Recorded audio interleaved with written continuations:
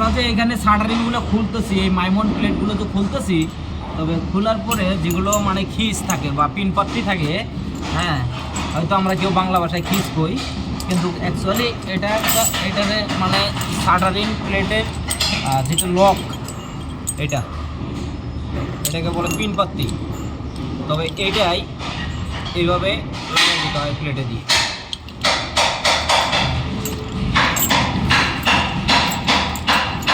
তবে কাজটা কিভাবে করতে হয় মানে শেষের থেকে শুরু থেকে শেষ পর্যন্ত দেখামো।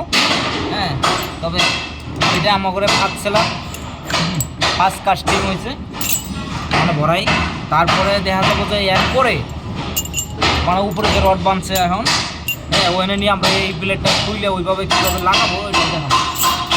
তবে দেখতে থাকেন।